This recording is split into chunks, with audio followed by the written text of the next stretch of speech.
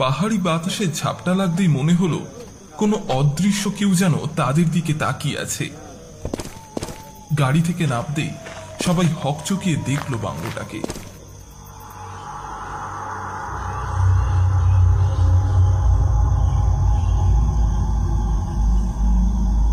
পুরনো ভাঙাচোরা ছাদ, জানালায় কাঠ নেই, দেওয়ালে শ্যাওলা, লতা গুল্মের পরত জমে আছে নানান নানান জায়গায়।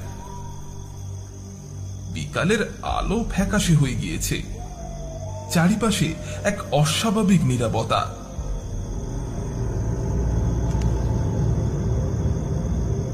সৌম্য, যে সবসময় তার গ্যাজেট নিয়ে ব্যস্ত থাকে, কিন্তু এখন সে একেবারে গম্ভীর। আমি সারা রাত ধরেই রেকর্ড করব, দেখি কি ধরা পড়ে। অনির্বাণ হঠাৎই বাংলোটার দিকে তাকিয়ে বলল, এই বাংলোটা এক ব্রিটিশ অফিসারের ছিল। শোনা যায় 1942 সালে এখানে নাকি খুন হয়েছিল। তারপর থেকেই কেউ থাকতে চায় না। কি জানিস তো, ভয় অনেক সময় কল্পনার খেলা। তবে প্রশ্ন হচ্ছে, এত বছর ধরে কেন কেউ এখানে ঢোকে না?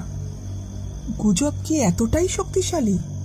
মীরা, মনস্তত্ত্বের ছাত্রী, গলার স্বরে একটু বিশ্লেষণ মিশিয়ে কথাটা বলল। দল বেঁধে তারা দরজাটার কাছে গিয়ে পৌঁছালো।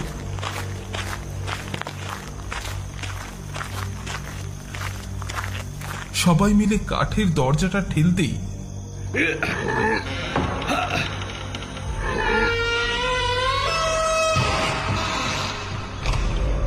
ভেতর থেকে একটা বহু পুরনো স্যাঁতস্যাঁতে গন্ধ তাদের নাকে এসে লাগলো। বাংলোর ভেতরটা অদ্ভুত। মেঝের কাঠেতে পায়ের চাপ পড়তেই কর্মর শব্দ হচ্ছে।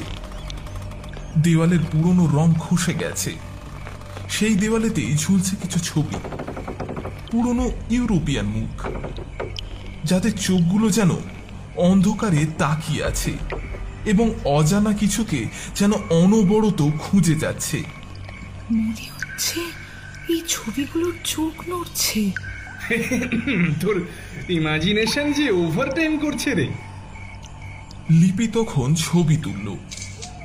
ফ্ল্যাশের আলোতেই এক মুহূর্তের জন্য মনে হলো ছবিগুলো দৃষ্টি যেন তীব্র হয়ে উঠল।